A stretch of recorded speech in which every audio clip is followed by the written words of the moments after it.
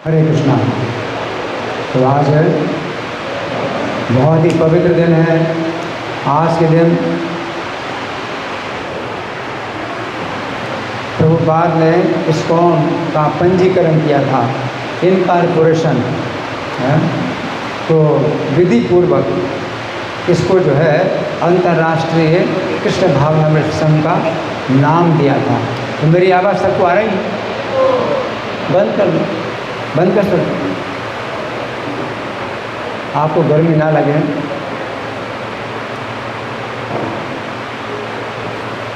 बंद करना। आवाज़ आ रही? अभी ठीक है? हरि बोल। आवाज़ आ रही? धन्यवाद। तो प्रभुपाद लीलामृत से मैं पढ़ के सुनाऊंगा। ये प्रकरण 18 है और अध्याय का नाम है कार्यारंभ। तो प्रभुपाद ने एक बार विनोदपूर्ण भाव से हंस करके ये बात कही थी, हम अपनी सोसाइटी को इस्कॉन के नाम से पुकारेंगे। तो ये बात जो है प्रभुपाद ने विनोदपूर्ण ढंग से हंस करके बोली थी। क्यों? क्योंकि उस समय प्रभुपाद के साथ कोई भी गंभीर सहायक नहीं था जो किसी प्रकार से नियमों का पालन करता हो। एक भी भक्त नहीं था प्रभुपाद के साथ में जो 16 माला जप करे, 4 नियमों का पालन करे, है ना। कैसे लोग थे?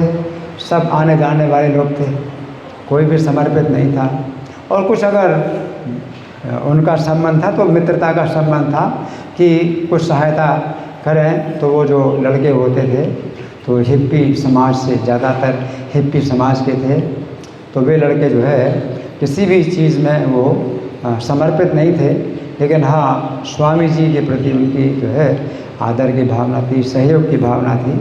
और प्रभुपाद ने भी जब इस बात को बोला तो हंस करके बोला और विनोदपूर्ण ढंग से बोला, क्योंकि समझ नहीं सकते, कल्पना नहीं कर सकता कोई व्यक्ति। प्रभुपाद की जहाँ बुद्धि जाती है तो वहाँ तो किसी की बुद्धि जा नहीं सकती। तो प्रभुपाद ने जब ये नाम बताया कि ये सोसाइटी हमारी, अभी सोसाइटी में एक भी समर्पित भक्त नहीं है 16 माला जप करे, कोई ना कोई सेंटर खुला है, कुछ नहीं है। और प्रभुपाद कहते हैं international society for Krishna consciousness. तो ये मजाक लगता है।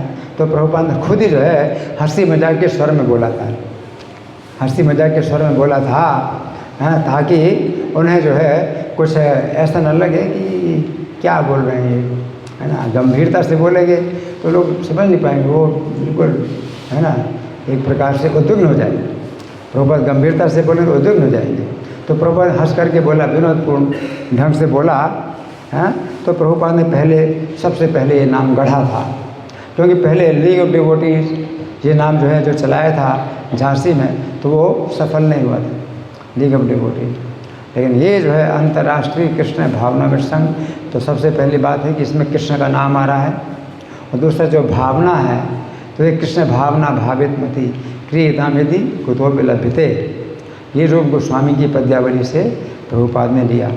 तो इसमें अब जो है सफलता की बहुत आशा है। एक तो कृष्ण का नाम आ रहा है, तो कृष्ण के नाम से ही जो है सब अमंगल दूर होते हैं। और दूसरा जो रूप गोस्वामी का जो है पद्यावली में से एक शब्द है कृष्ण भावना भावित मति, तो वो कृष्ण भावनामृत संघ है, international society for Krishna consciousness. तो प्रभुपाद ने जो है इस बात को जो है विनोदपूर्ण ढंग से बोल करके और हंस पड़े। प्रभुपाद ही हंसे, है ना। एक प्रकार की उन लोगों को हंसी की बात लगेगी कि क्या आप जो है हंसने के लिए बोल रहे हैं, हंसाने के लिए बोल रहे हैं। तो प्रभुपाद भी हंस पड़े थे। तो प्रभुपाद अभी 26 सेकेंड एवेन्यू न्यूयॉर्क में है, लेकिन इसके पहले बॉबरी में थे। और बॉबरी तो बहुत ही अशुद्ध स्थान था। तो जब बॉबरी में रहते थे प्रभुपाद, तो उसी समय ही जो है उन्होंने कानूनी कार्यवाही आरंभ कर दी थी प्रभुपाद ने। मतलब उनकी तरह कोई सोचने वाला नहीं था, उनकी तरह कोई भी कुछ कार्य करने वाला नहीं था। तो प्रभुपाद ने क्या किया था? कानूनी कार्यवाही आरंभ करने से पूर्व वे अपने international society for Krishna consciousness अंतर्राष्ट्रीय कृष्ण भावनामृत संघ के विषय में बातें करते रहते थे। तो बातें करते रहते थे, किनसे बातें करते रहते थे, है ना, तो यहाँ समझना पड़ेगा किनसे बातें करते रहते थे। एक तो ऐसे लोगों से बातें करते रहते थे प्रभुपाद जो कि इस संबंध में जानकार हो, जैसे कोई वकील हो उससे बातें करेंगे, या इस तरह ये नाम भारत को लिखे गए पत्रों में प्रकट हो चुका था। तो भारत को जो है प्रभुपाद पत्र श्री कृष्ण पंडित को ज़्यादातर पत्र लिखा करते थे प्रभुपाद। और श्री कृष्ण पंडित ये रहते थे कहाँ, छिप्पीवाड़ा मंदिर, तो उनके विशेष मित्र थे श्री कृष्ण पंडित, तो प्रभुपाद उनको लिखा करते थे। और विलेज वॉइस पत्रिका में प्रकट हो चुका था। विलेज वॉइस पत्रिका में प्रभुपाद अपना संदेश भेजते थे, हैं, तो उसमें भी ये प्रकट हो चुका था कि प्रभुपाद ये जो है काम करना चाहते हैं। एक मित्र ने एक ऐसा नाम सुझाया था, एक मित्र, तो मित्र का मतलब क्या है, वही लड़के जो प्रभुपाद के पास आते। कोई शिष्य तो बना नहीं, तो फिर क्या है, मित्र ही तो हैं। जब शिष्य नहीं बने, बाद में आगे चल कर के शिष्य बनेंगे, लेकिन अभी शिष्य नहीं बने तो क्या है, मित्र ही है। तो एक मित्र ने सुझाया था प्रभुपाद को, जो पश्चिम के लोगों के लिए अधिक परिचित लगता, वो नाम था international society for God consciousness. तो उन लड़कों ने सुझाया प्रभुपाद कि अगर आप कृष्णा कॉन्शसनेस की जगह गॉड कॉन्शसनेस अगर नाम देंगे तो गॉड तो सब लोग जानते हैं, है ना, तो ईश्वर भावना अमृत संघ, ये जो नाम, तो क्योंकि कृष्ण का जो नाम है वो जो है परिचित नहीं है, लोग जानते नहीं। लोग कहेंगे कि भाई कृष्ण कौन सी चीज़ होती है ना। तो उसने सुझाया था, तो उसका जो सुझाव था अपनी जगह पर सही था, लेकिन प्रभुपाद जितना सोचते हैं जितनी दूर का, वो तो प्रभुपाद की बात है ना। किंतु प्रभुपाद का आग्रह था कृष्ण कॉन्शसनेस पर, है, गॉड है नाम अस्पष्ट था। अब देखो, उनकी दृष्टि में, जो उनके मित्र हैं उनकी दृष्टि में गॉड नाम स्पष्ट है और कृष्ण नाम स्पष्ट नहीं है। लेकिन प्रभुपाद क्या कहते हैं कि गॉड नाम अस्पष्ट है, जबकि कृष्ण यथार्थ और वैज्ञानिक है। कृष्ण नाम यथार्थ और वैज्ञानिक है। तो वैज्ञानिक का मतलब क्या है, यथार्थ। कृष्ण का असली नाम मुख्यतरम नाम है कृष्णाख्यम में परंतप। भगवान कहते हैं कि जितने भी नाम हैं मेरे, उनमें मुख्यतर नाम जो है कृष्ण नाम है मेरा। तो ये जो है सबसे ज़्यादा क्या है, यहाँ बताएंगे यथार्थ है और वैज्ञानिक है। वैज्ञानिक का मतलब क्या है, इसके अंदर बहुत बड़ा विज्ञान है कि कोई व्यक्ति अपने मुँह से कृष्ण का नाम बोल देता है तो वो तो कुछ नहीं समझता कि क्या फ़र्क पड़ता है, कृष्ण नाम बोल दिया। लेकिन कितना बड़ा फ़र्क पड़ता है कृष्ण के नाम में, कि कृष्ण का नाम बोला किसी ने और कृष्ण का नाम सुना किसी ने, कितना बड़ा फ़र्क पड़ता है, वो जामे की कथा से पता चलता है ना। तो वो यमदूतों को जो है तुरंत ही विष्णुदूत दिखाई दिए, है ना। तो सामान्य लोग तो नहीं समझ पाते कि कृष्ण के नाम लेने में और ना लेने में क्या अंतर पड़ता है। लेकिन बहुत बड़ी इसमें क्या है, साइंस है, बहुत बड़ा है, विज्ञान है इसमें। तो यहाँ लिखा है गॉड कॉन्शसनेस यानी ईश्वर भावना अमृत आध्यात्मिक दृष्टि से कमज़ोर है। आध्यात्मिक दृष्टि से कमज़ोर है। यहाँ आध्यात्मिक दृष्टि किसकी है, प्रभुपाद के पास ही तो है, और किसके पास है। बाकी उनके जो मित्र हैं वो तो शिष्य बने नहीं अभी, तो दृष्टि कहाँ से मिलेगी। तो मित्रों को पास दृष्टि नहीं है, तो वो तो कहते हैं कि गॉड कॉन्शसनेस अच्छा है ना। आध्यात्मिक दृष्टि से कमज़ोर है गॉड कॉन्शसनेस, और कम वैयक्तिक है यानी पर्सनल। इसमें कोई पर्सनालिटी पता नहीं चलती कि गॉड, जब बोलते हैं कि गॉड है ना, तो दिमाग में क्या आता है? कोई शक्ति है, कोई निराकार शक्ति है, सब जगह व्याप्त है। ऐसे लोग सोचते हैं ना कि भाई ईश्वर जो है, जो कंट्रोलर है, तो सबको और कंट्रोल कर रहा है, तो वो एक व्यक्ति नहीं हो सकता है, वो कोई शक्ति होगी जो सब जगह हो, जैसे हवा की तरह हो या आकाश की तरह हो, निराकार हो, तो वही कंट्रोल करेगी ना। कोई व्यक्ति है हमारे जैसा व्यक्ति तो सीमित व्यक्ति है ना। तो मैं कहाँ इस कमरे में हूँ, तो इस कमरे से बाहर में कहाँ हो सकता हूँ। तो दिमाग में वही गॉड का मतलब जो भाव आता है दिमाग में, तो क्या आता है, एक निराकार कोई जो है तत्व है। तो प्रभुपाद प्रभुपाद का ये कहना है कि कम व्यक्तिगत है। गॉड से जो है व्यक्ति का जो है बोध बहुत कम होता है, और कृष्ण से व्यक्ति का बोध होता है कि कोई कृष्ण है ना, और कृष्ण है ना। बंशीधरम सुंदर मंदहासम भरहावतंसम बलबाल युक्तम, तो वो जो है कृष्ण है। बंशीधरम, बंशी धारण किए हैं। सुंदर मंदहासम, सुंदर मंद हंसी है उनकी, बरहावतंसम, गोरपंख का मुकुट धारण किए, और बल बाल युक्तम, बलदेव के साथ में और बालकों के साथ में युक्त हैं, जुड़े हुए हैं। ये जो है कृष्ण के नाम से ये दिमाग में आता है विचार कि एक ऐसा बालक है जिसके हाथ में बंसी है, तो वो जो है ज़्यादा शक्तिशाली, आध्यात्मिक रूप से बहुत शक्तिशाली है कृष्ण नाम। तो यहाँ जी प्रभुपाद का ये कहना है। और यदि पाश्चात्य लोग नहीं जानते, हाँ, अब उनका कहना है कि लेकिन पाश्चात्य लोग नहीं जानते, तो प्रभुपाद क्या कहते हैं, और यदि पाश्चात्य लोग नहीं जानते कि कृष्ण ही ईश्वर हैं, तो अंतर्राष्ट्रीय कृष्ण भावना में संघ हर कस्बे हर गांव में उनकी महिमा को फैलाकर उन्हें बताएगा। तो ये कार्य जो है कृष्ण भावना संघ के सदस्यों का है कि वे सब कुछ बताएंगे, हैं, तो लोगों के दिमाग में आएगा कि क्या है कृष्ण, क्या चीज़ होती है। तो जो इस्कॉन के जो भक्त हैं वो हर जगह है, एवरी टाउन एंड विलेज पृथ्वी ते आछे जत नगर आदि ग्राम सर्वत्र प्रचार हो ले मोर नाम। तो चैतन्य महाप्रभु तो मेरे नाम का प्रचार होगा ना, तो चैतन्य महाप्रभु का नाम कृष्ण है, तो वो सर्वत्र प्रचार होगा पूरी पृथ्वी में जितने नगर गांव हैं। तो चैतन्य महाप्रभु भविष्यवाणी है, तो प्रभुपाद उसी आधार पर बोल रहे हैं कि ये जो है पूरी पृथ्वी के हर कस्बे हर गांव में उनकी महिमा को फैला करके इस्कॉन के जो सदस्य हैं वो बताएंगे आगे। कृष्ण कौन सा स्नेह, यानी कृष्ण भावनामृत शब्द भक्ति वेदांत स्वामी का 16वीं शताब्दी में रचित श्री रूप गोस्वामी की पद्यावली के एक वाक्यांश कृष्ण भक्ति रस भावित का अपना रूपांतर था, जिसका अर्थ है कृष्ण की भक्ति संपन्न करने के मधुर रस में निमग्न रहना। तो रूप गोस्वामी ने जो श्लोक पद्यावली में जो दिया है उसमें ये बात आती है कि कृष्ण रस भाविता मति क्रियताम निधि कुतो विलभ्यते, कि कृष्ण भक्ति रस भावित मति जो है अगर कहीं पर मिले तो खरीद लो इसको, खरीद लो इसको, क्रियताम निधि कुतो विलभ्यते।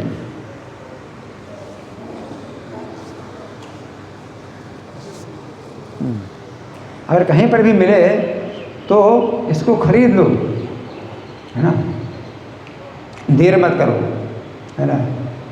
तो ये रूप गोस्वामी का ये जो पद्यावली का है, तो इसमें से ही जो है प्रभुपाद ने कृष्ण भावित, कृष्ण भावना कृष्ण भावना संघ ये नाम दिया। आगे, किंतु इस्कॉन को एक लाभ ना कमाने वाले करमुक्त धर्म के रूप में विधिवत पंजीयन के लिए धन और एक वकील की आवश्यकता थी।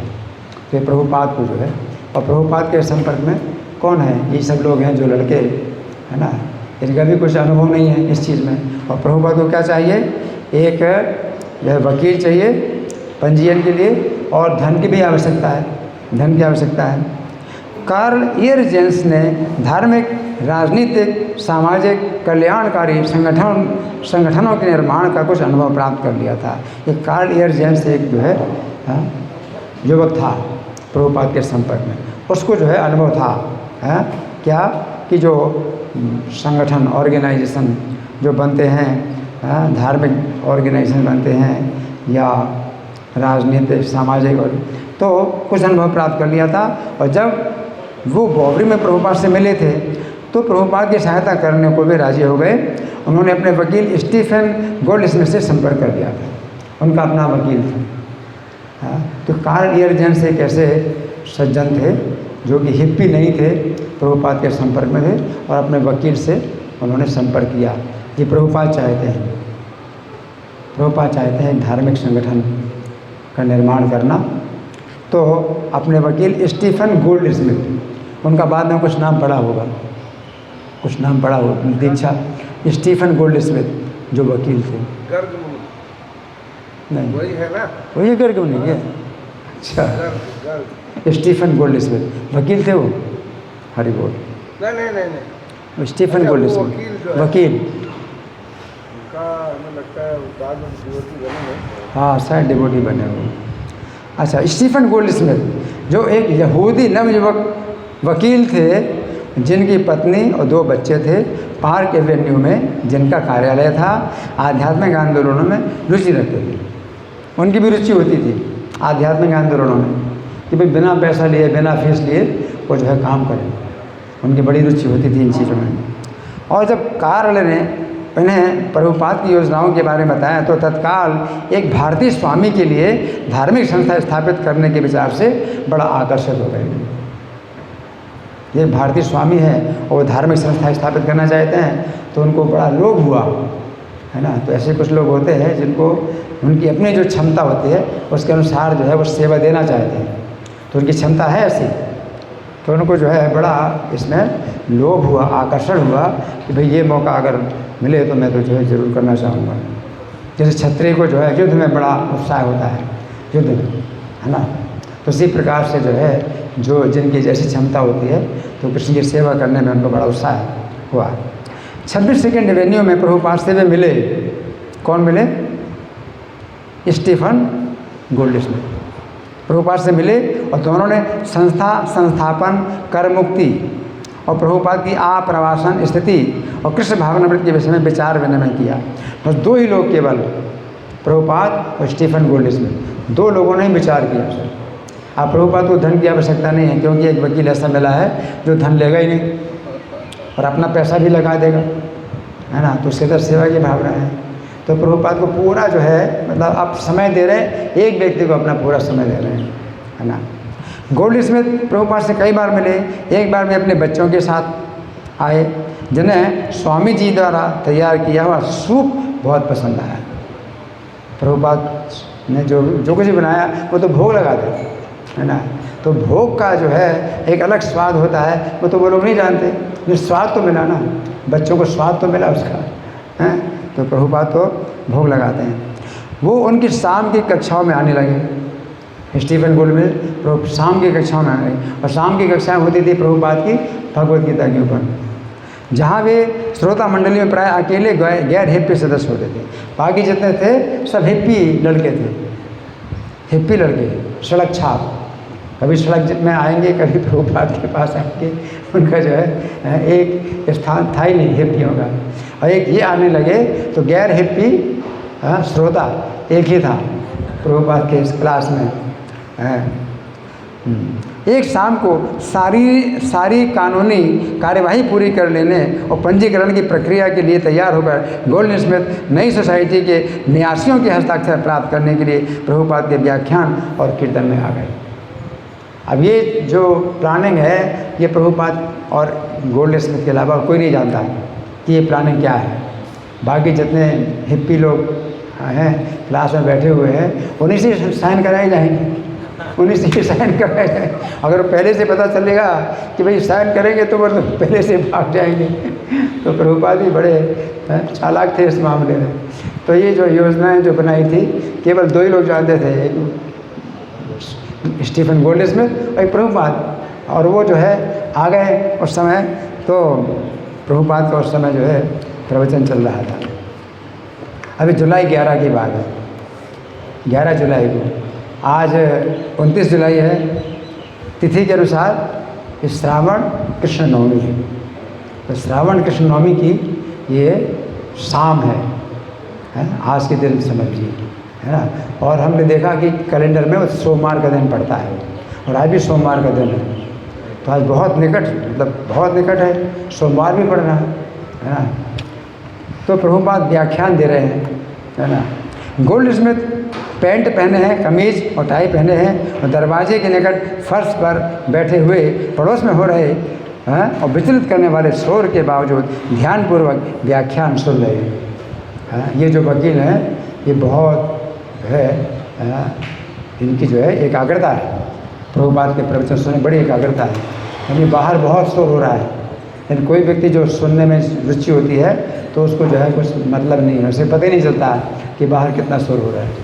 प्रभुपाद का जो है ध्यान से प्रवचन सुन रहे हैं और प्रभुपाद समझ रहे हैं कि विद्वान लोग किस तरह भगवद गीता की अभक्तिपूर्ण व्याख्याओं द्वारा अबोध जनता को बहकाया करते हैं। तो प्रभुपाद जो है इस बात को पहचानते हैं और कितने लोगों टीकाकारों ने जो है गीता की टीका लिखी और सब निराकार में जो है टीका कर दी कि परम सत्य निराकार है ना। और अब वकील की सम्मान उपस्थिति की स्वीकृति स्वरूप और मानो गोल्ड स्मिथ का ध्यान और अच्छी तरह आकृष्ट करने हेतु वे व्याख्यान के विषय के मध्य में उनका परिचय प्रस्तुत कर रहे हैं। तो प्रभुपाद जो है एक वकील है सामने, तो वकील की उपस्थिति में प्रभुपाद बता रहे हैं कि वे भी जो है वकील होते हैं जो गीता की टीका करते हैं और अपने जो है मन माने ढंग से जो है उसकी व्याख्या कर देते हैं। तो वकील लोग भी इस तरह से करते हैं, कानून की व्याख्या कई बार जो है उल्टी कर देते हैं, सरकार फिर कानून के शब्द बदलने पड़ते हैं, है ना। तो इस तरह से जो है प्रभुपाद बता रहे हैं। प्रभुपाद कहते हैं मैं आपको एक जीता जागता उदाहरण दूंगा कि चीज़ों की गलत व्याख्या किस तरह की जाती है। ठीक उसी तरह जैसे हमारे श्रीमान गोल्ड स्मिथ जानते हैं कि दक्ष वकील अपनी व्याख्याओं द्वारा किस तरह कई चीज़ें कर सकते हैं। जब मैं कलकत्ता में था, प्रभुपाद अपना अनुभव बताए, जब मैं कलकत्ता में था तो सरकार ने किराया टैक्स संबंधी एक कानून बनाया और एक दक्ष वकील ने अपनी व्याख्या द्वारा उसका पूरा अर्थ ही बदल दिया। सरकार को फिर से नया कानून बनाना पड़ा, शब्दों का अर्थ जो है वो दूसरा निकाल देते हैं, है ना।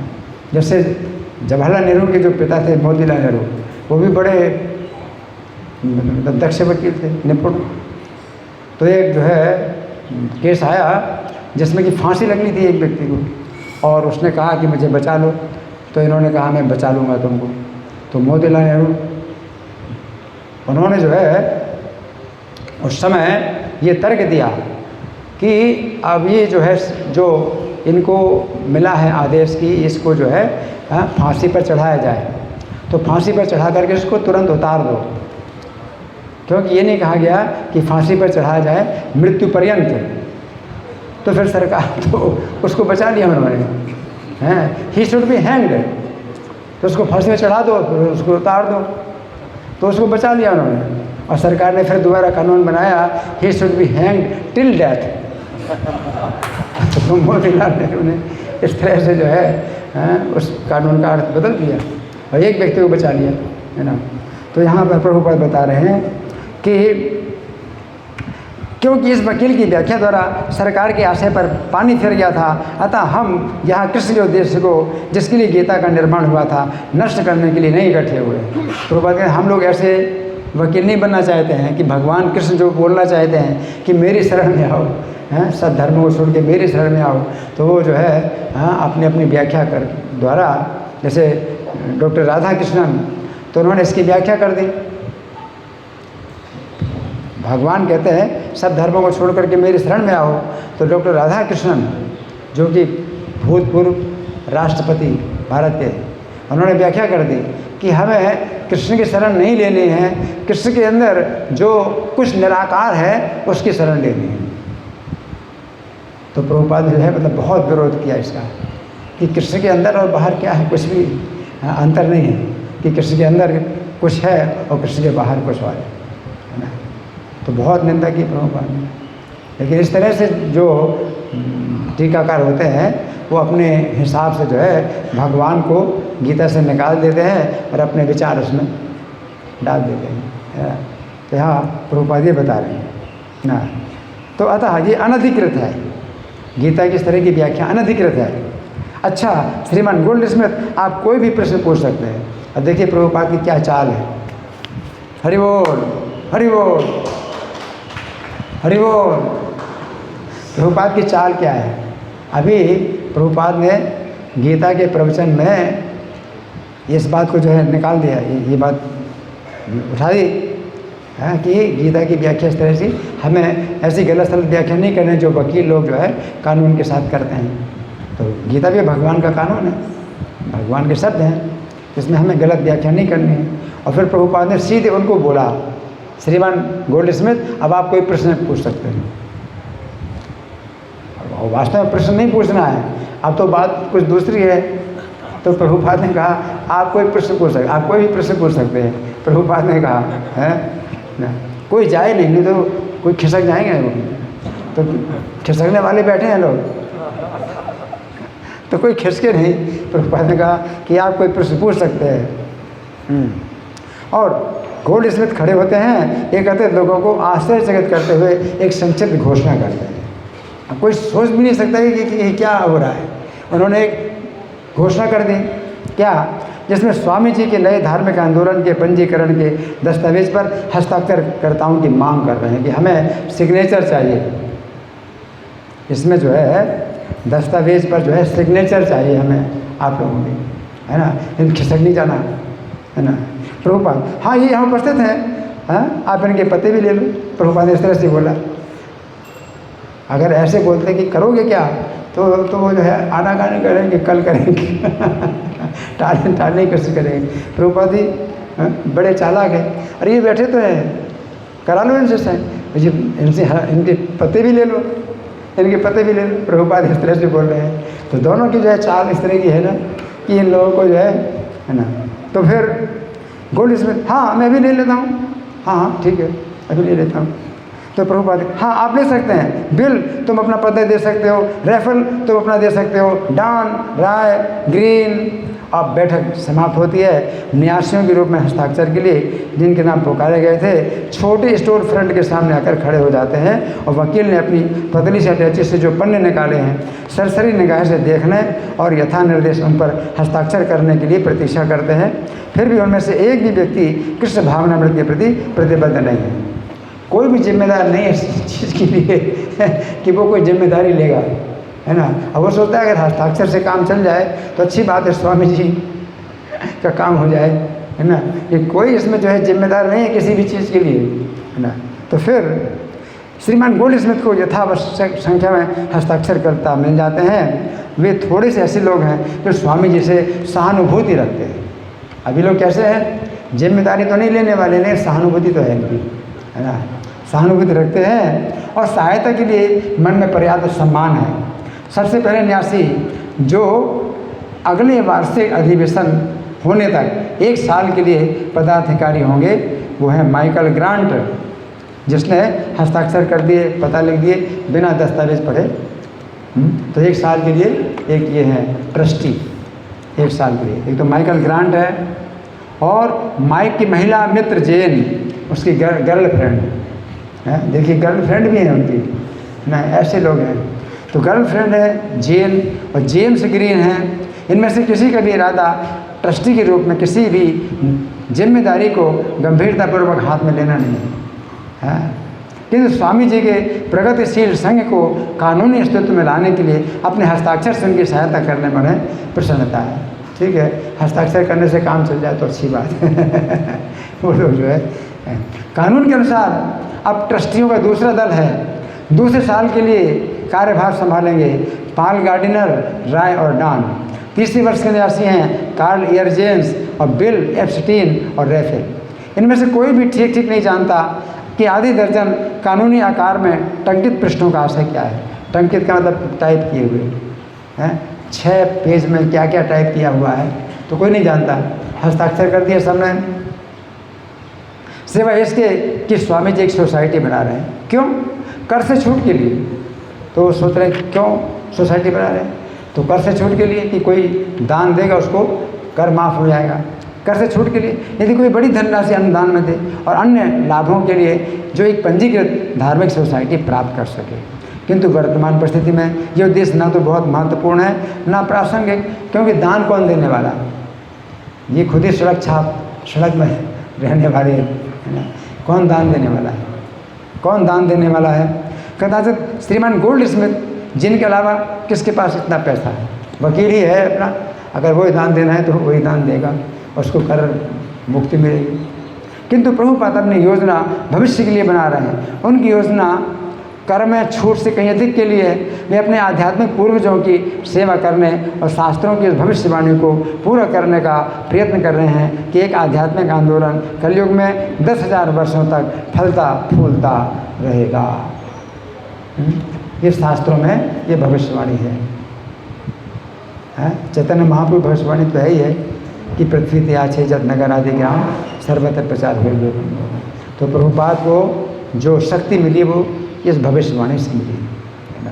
तो 10,000 साल तक ये फलता फूलता रहेगा। अत्यंत विस्तार वाले कलयुग में जो 4,32,000 वर्षों तक रहेगा। 1960 की ईस्वी का दशक एक क्षुद्र क्षण के समान है। तो 1960 का दशक है ये, यानी सन 66 है ना, 1960 का दशक है ये। तो उस दिन से शुरू हो रहा है ये, और 10,000 साल तक के लिए बहुत बड़ी घटना है। लेकिन इसको कितने जो है छोटे रूप में ये प्रारंभ हो रहा है, कितना छोटा सा रूप है इसका, है ना। वेदों में वर्णन है कि विश्व का काल चक्र 4 युगों में संचरण करता है, और कलयुग सबसे निकृष्ट समय, सबसे खराब समय क्या है? कलयुग, है ना। इसमें मनुष्यों के सभी आध्यात्मिक गुणों में ह्रास होता जाता है, जब तक कि मानवता सभी मानवीय सदाचारों से वंचित होकर अंततः पशुता की सभ्यता की कोटि में नहीं पहुंच जाती। कलयुग के अंत में क्या होगा? बिल्कुल पशु की तरफ जाएंगे लोग, है ना, ऐसा। परंतु वैदिक साहित्य आध्यात्मिक जीवन के एक स्वर्ण युग की भविष्यवाणी करता है, जो चैतन्य महाप्रभु के आविर्भाव से आरंभ होकर 10,000 वर्षों तक रहेगा, है ना।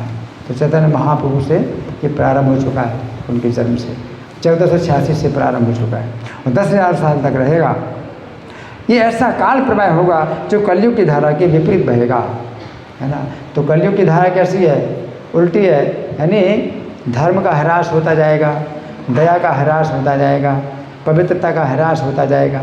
ये कलयुग की इस तरह की, और ये 10,000 साल की जो धारा है ये क्या है? उल्टी चलेगी, उल्टी चलेगी, पवित्रता और बढ़ती जाएगी, है ना। सत्य है ना, धर्म है, ज्ञान है, और बढ़ता जाएगा, और बढ़ रहा है ना। इस कौन में ये उल्टी धारा चल रही है ना।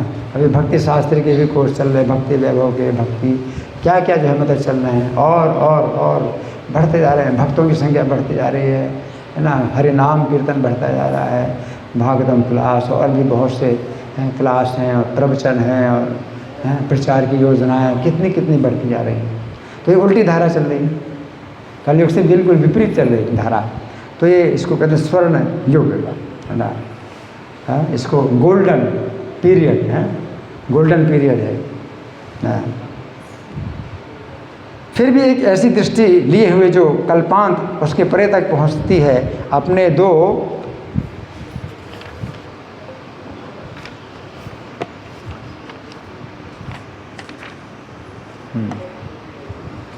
दो पैर सेकेंड एवेन्यू की धरती पर दृढ़ता से जमाए हुए प्रभुपाद ने अंतर्राष्ट्रीय कृष्ण भावना मिश्रण का समारंभ कर दिया है। तो प्रभुपाद के दोनों पैर जो है यहाँ पर हैं 26 सेकेंड एवेन्यू में, है ना। ये बहुत बड़ी बात है। उनके ऊपर बहुत से व्यवहारिक उत्तरदायित्व हैं, ये सब प्रभुपाद के ऊपर ही हैं। जिम्मेदारी सब अकेले प्रभुपाद के ऊपर है, हस्ताक्षर करने वालों की कोई जिम्मेदारी नहीं है। क्या जिम्मेदारी है? किराए का भुगतान 26 सेकेंड एवेन्यू में किराया है, कौन भरेगा? हाँ, तो ये भी जो है प्रभुपाद के ऊपर है।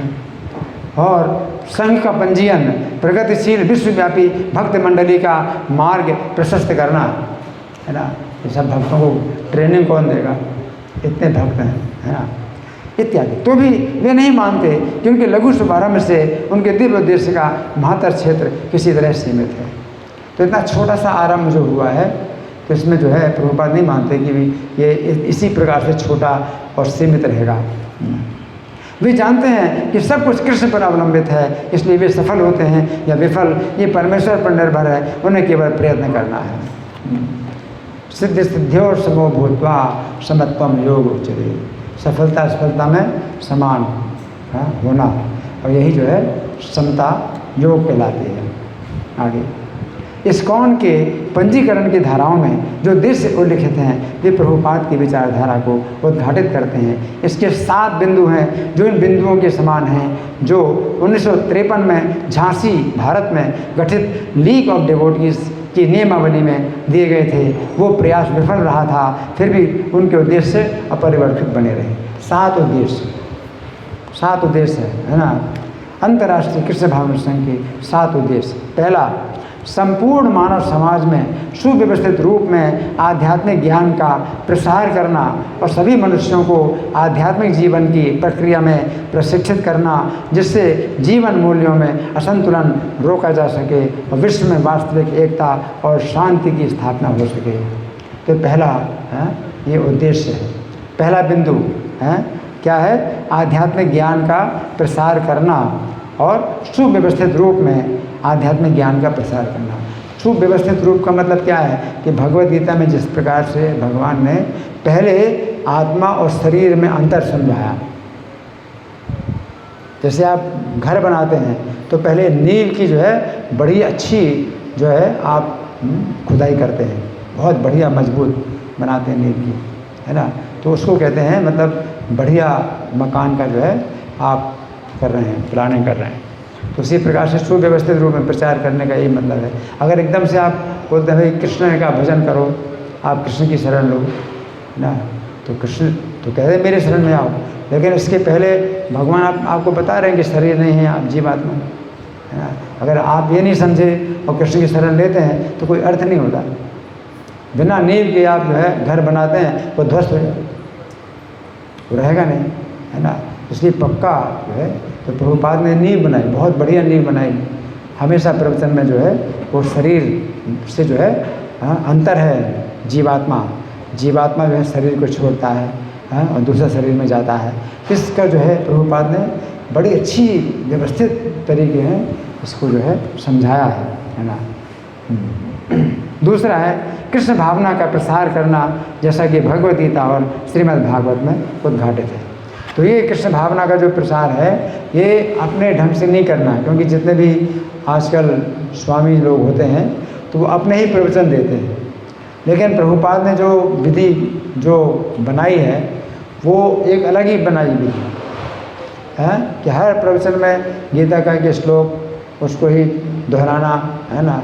आप लोग भी दोहराएंगे, शब्दार्थ है, फिर अनुवाद है, फिर तात्पर्य, इस तरह से जो है ये क्या है, ये भगवद गीता श्रीमद् भागवत के आधार पर कृष्ण भावना का प्रसार करना है। तो भगवद गीता श्रीमद् भागवत ये जो शास्त्र हैं ये दो जो है ग्रंथों के राजा हैं, ग्रंथराज श्रीमद् भागवत गीता और ग्रंथराज श्रीमद् भागवतम, ये ग्रंथों के राजा हैं दोनों। तो इनके आधार पर, शास्त्र के आधार पर, बुक्स आर दी बेसिस, है ना। तो शास्त्र ही आधार है, पुस्तकें ही आधार हैं। इस आधार पर जो है क्या किया है, कृष्ण भावना का प्रसार किया है ना। तो ये जो है मतलब हमारे इस्कॉन के मंदिरों में देखा जाता है, और कहीं जाओगे तो वो जो है अपने प्रवचन देंगे, है ना।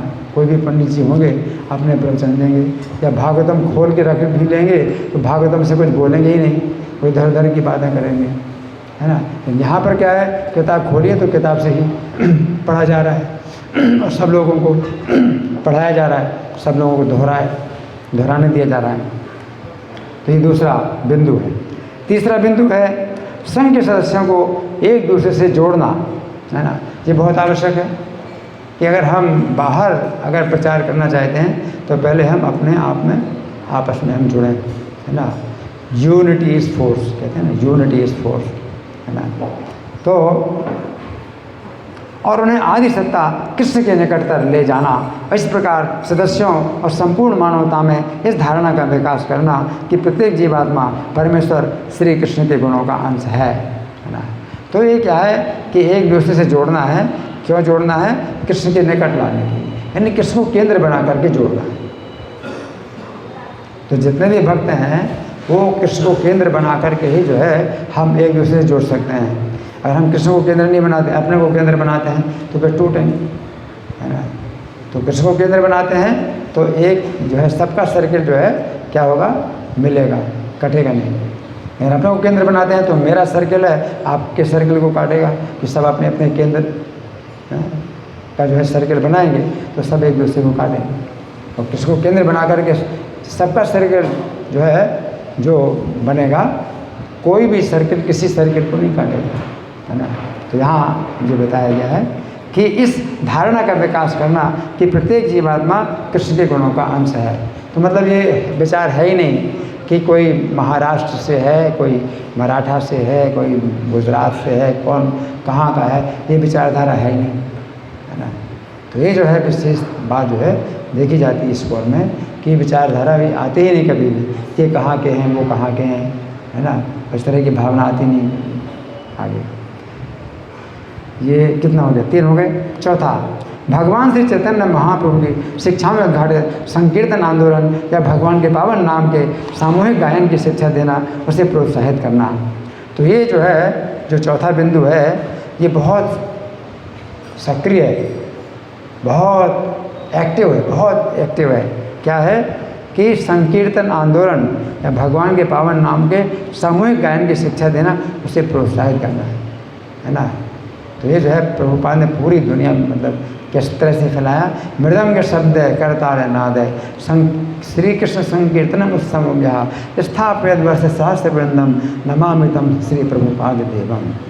मृदंग शब्द है, मृदंग के शब्दों के साथ और करताल की नाद के साथ है श्री कृष्ण संकीर्तन उत्सव की जो है हजारों वर्षों के लिए स्थापना कर दी। तो ऐसे प्रभुपाद को मैं नमस्कार करता हूँ। तो पूरी दुनिया में मृदंग और करताल के जो है घोष के साथ जो है श्री कृष्ण के संकीर्तन के उत्सव की स्थापना सड़कों में जो है ना, तो कोई सोच भी नहीं सकता इतना जो है ये शक्तिशाली ये कीर्तन। खाली यही नहीं है कि भाई आप जप करो, माला जप करो, ठीक है, ये भी है, नाम हट भी होता है इस तरह से कि माला जप कराएं सबसे, लेकिन एक बहुत सक्रिय और वो क्या है कि बहुत जो है ये ऊंचे स्वर में जो है सड़कों में जो कीर्तन और उसकी ध्वनि जो फैलेगी, तो ये जो है पवित्र करेगी, पूरी पृथ्वी को पवित्र करेगी, जीवों को पवित्र करेगी, है ना। जो नहीं सुनना चाहते उनको भी पवित्र करेगी, उनके भी कानों में जाएगी।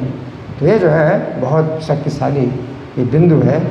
इसके बाद फिर कितने हो गए, 4 हो गए ना। 5वां बिंदु है सदस्यों और संपूर्ण मानव समाज के लिए श्री कृष्ण के व्यक्तित्व को समर्पित दिव्य लीलाओं के पवित्र धाम का निर्माण करना है ना। तो सदस्यों के लिए और संपूर्ण मानव समाज के लिए दिव्य लीलाओं के पवित्र धाम का निर्माण करना। तो भगवान की दिव्य लीलाओं का जो है निर्माण करना। तो निर्माण किस तरह से होगा, जैसे कि अपना ये रोबोट है, तो ये सब जो है भगवान के दिव्य लीलाओं को आधुनिक तरीके से भी आज की टेक्नोलॉजी में भी जो है इनको जो है प्रदर्शित करना। तो ये भी जो है एक कार्यक्रम है कि जितनी लेटेस्ट टेक्नोलॉजी हो सकती है उसमें भी जो है भगवान की दिव्य लीलाओं का जो है प्रदर्शन हो। फिर 1 2 3 4 5 6 7 हाँ जी। अब 6वां बिंदु है सरलतर और अधिक सहज जीवन की शिक्षा देने के उद्देश्य से सदस्यों को एक दूसरे के अधिक निकट लाना, है ना। तो सदस्यों को यानी जो फुल टाइम डिवोटीज़ हैं, इस्कॉन के जो फुल टाइम डिवोटीज़ हैं, तो सरलतर अधिक सहज जीवन की शिक्षा देने के उद्देश्य से, मतलब आवश्यकताएँ बहुत सरल होनी चाहिए। हम सब लोगों की आवश्यकताएँ बहुत सरल होनी चाहिए, जितनी आवश्यकता हो जाए। तो जैसे भागवतम में सुखदेव गोस्वामी कहते हैं, अगर अपने हाथ के तकिए से काम चलता है तो तकिए की जरूरत नहीं है। लेकिन नहीं, अब ऐसी बात नहीं है। अभी जो है हमारा शरीर और कमज़ोर हो गया तो तकिए की आवश्यकता है, तो ये मतलब नहीं कि हम उसी तरह से चलेंगे, है ना। अगर हाथ नहीं, अगर आप जो है भोजन का काम कर लेते हैं तो बर्तन की क्या आवश्यकता है ना। लेकिन अभी काम नहीं चलता है तो बर्तन की आवश्यकता है। इन कहने का मतलब यही है कि आवश्यकताओं को जितना कम हो सके उनको कम करना है। किसी को कहते हैं कि सदस्यों को एक दूसरे के अधिक निकट लाना, है ना। फिर 7वां है उपर्युक्त उद्देश्यों की सिद्धि को दृष्टि में रखते हुए पत्रिकाओं, पुस्तकों, अन्य रचनाओं का प्रकाशन और वितरण करना। इसमें भी बहुत कार्य हो रहा है ना, कि पत्रिकाओं और पुस्तकों का और अधिक। यानी प्रभुपाद भी नहीं चाहते थे कि प्रभुपाद भी केवल पुस्तकें जितनी लिखी हैं बस उनको ही मतलब छापा जाए, उनका वितरण किया जाए, बल्कि ये उद्देश्य है कि और अधिक से अधिक क्या पुस्तकें छापी जाएं। तो प्रभुपाद ने प्रोत्साहन दिया अपने शिष्यों को, और भी जो उनके आगे शिष्य होंगे उनके लिए भी प्रोत्साहन दिया कि जिनके पास लिखने की क्षमता है तो और किताबें लिखें और पत्र लिखें, पत्रिकाएं भी छापें, पत्रिका जैसे भगवत दर्शन पत्रिका है और बहुत सी पत्रिकाएं हैं, है ना, और अन्य रचनाओं का प्रकाशन और वितरण करना है। तो ये सब जो है प्रकाशन होना चाहिए। तो भक्ति वेदांत बुक ट्रस्ट जो है, जो प्रभुपाद का है, तो इसमें जो है सब जितने भी आगे संघ के सदस्य होंगे तो उनको जो है प्रोत्साहन दिया जाता है। और प्रभुपाद तो हाथ जोड़ करके प्रार्थना करते हैं। एक तात्पर्य में, चैतन्य चरितामृत के तात्पर्य में हाथ जोड़ के प्रार्थना करते हैं कि मैं हाथ जोड़ करके विनती करता हूँ, है ना, कि पुस्तकें और छापो। तो प्रभुपाद की पुस्तकों के आधार पर और पुस्तकें छापी जाए और जो है ग्रंथों का निर्माण किया जाए, साहित्य का निर्माण किया जाए, साहित्य और अधिक बढ़ाइए, है ना। तो ये जो है 7 उद्देश्य हैं। तो इस तरह से और भी आगे इसमें बातें बताई गई हैं। तो अभी हमारे पास समय थोड़ा ही रह गया है। इस थोड़े समय में अब आज की इस घटना में हमने जो कुछ भी पढ़ा है या जो चर्चा की है उस संबंध में कोई चर्चा है, कोई मंथन है, कोई प्रश्न है, या मैं प्रश्न करूँ?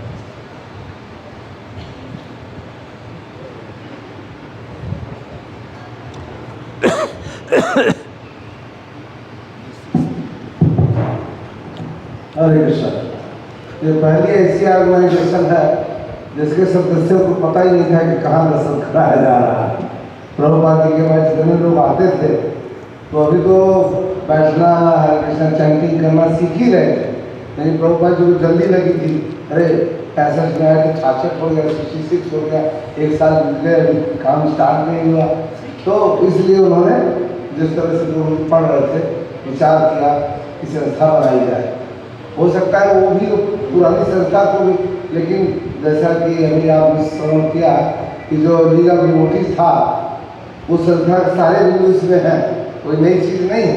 नाम केवल दूसरा, लीग ऑफ डिवोटी का भी मतलब नहीं होता है भक्त समाज। अंतर केवल यह है कि अंतर्राष्ट्रीय है, इसका इंटरनेशनल सोसाइटी बनी। इसके नाम से ही पता चलता है कि सबके लिए दरवाजा खुला। उसमें तो भक्त समाज था, और जो अभक्त है वो उसमें खिदमत नहीं कर पा रहे। इसलिए तो प्रभुपाद जी ने ज़्यादा ब्रॉडनेस दिखाया। लेकिन जो मैं पॉइंट बता रहा था, इसमें जितने लोग बैठे थे पहले, बाद में से छोड़ के भाग भी गए, कई लोग नहीं थे। केवल सिग्नेचर के लोगों में केवल एक ही व्यक्ति अभी जिंदा, माइकल ग्रांट, जो इसमें भी नाम पढ़ रहे थे, जिन्होंने सिग्नेचर किया था प्रभुपाद जी का, मुकुंद गोस्वामी, केवल एक ही व्यक्ति बचे। मैं बाकी सब लोग उस काम में कई ऐसे लोग आए बहुत बोले फिर चले गए। तो लेकिन अद्भुत संस्था बताया, उनको पता नहीं कहाँ दस्तखत के चले गए। फिर धीरे धीरे संस्था चल पड़ी, चलती जा रही है, लोग आ रहे हैं, जुड़ते जा रहे हैं, कुछ लोग आ रहे हैं, भाग के चले भी जा रहे हैं। तो लेकिन इसमें एक बहुत बड़ा ये है जो 7 बिंदुओं उनका प्रभुपाद जी ने इसमें प्रभाव डाला है 7 बिंदुओं पर। वो नियम जो फॉलो कर रहे हैं, जिनका वो उद्देश्य है, जो इस काल में इन्हीं उद्देश्यों की पूर्ति के लिए अपना जीवन देते हैं, वो अंत तक अपना जीवन निभा लें। तो आज की इस क्लास का सबसे बड़ा रहस्य उद्घाटन यही है कि हम लोग उसी प्रकार से प्रगतिशील हैं जिस प्रकार प्रभुपाद जी चाहते थे भक्त समाज बनाना भक्तों के लिए। और वो भक्त अपने लिए नहीं बन रहे हैं, दूसरों के लिए। जो प्रकाशन का उद्देश्य किसके लिए है, वो दूसरों को भी इससे जोड़ना ही इस संस्था का काम है। हरे कृष्ण। और कोई? हाँ प्रभु।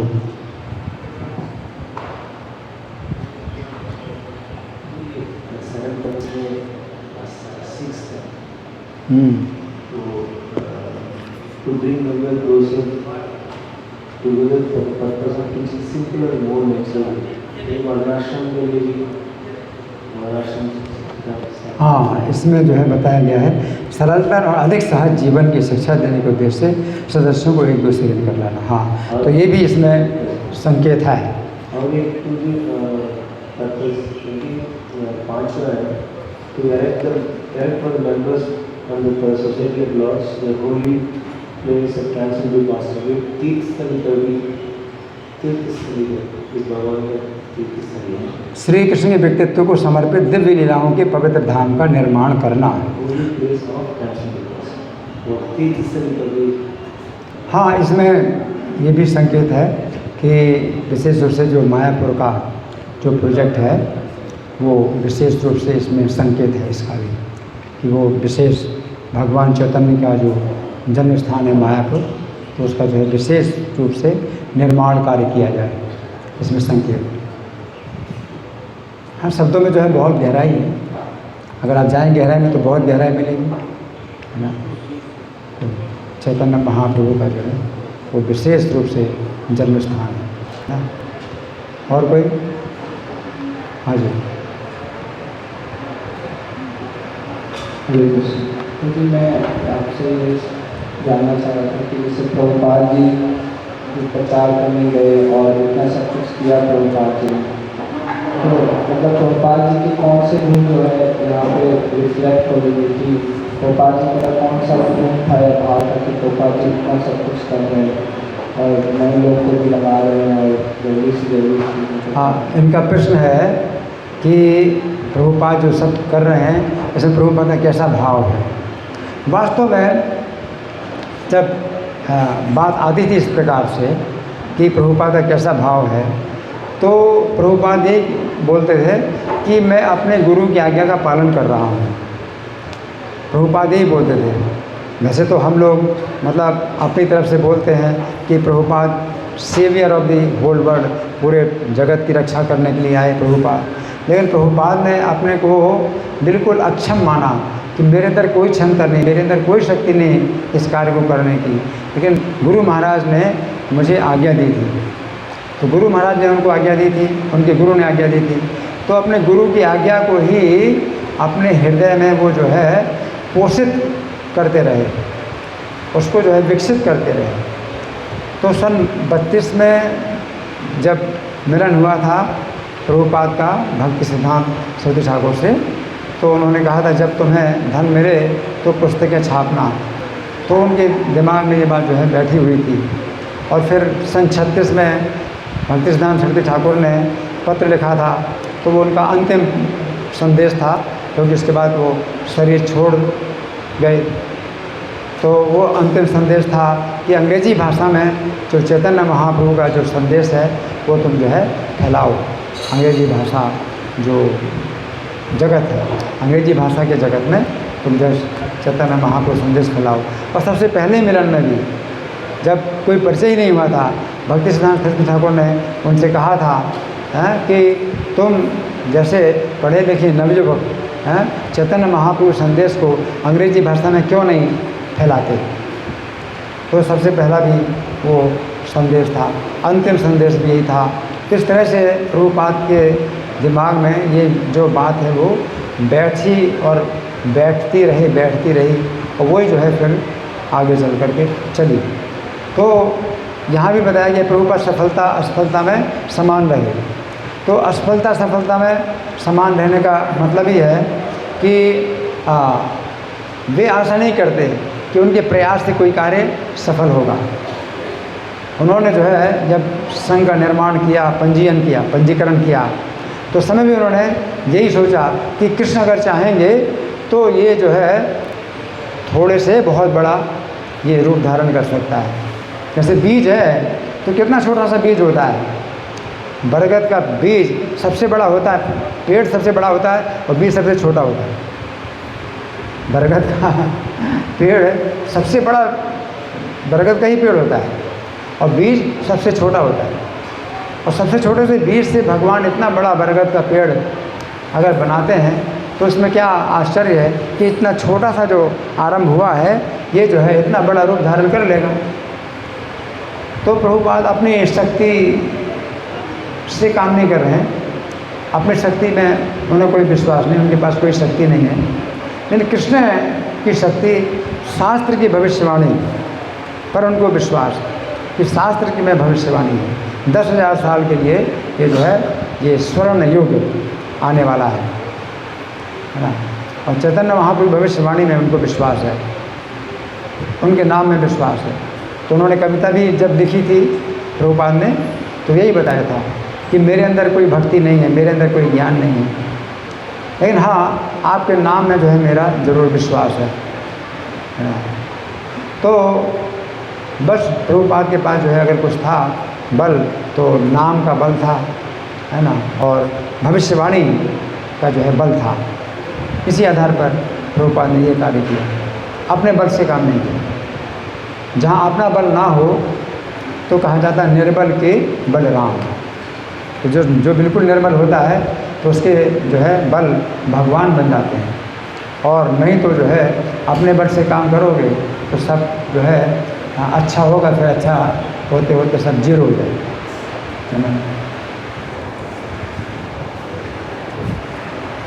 ठीक है, धन्यवाद। इस्कॉन पंजीकरण महामहोत्सव की श्रील प्रभुपाद की हरे कृष्णा।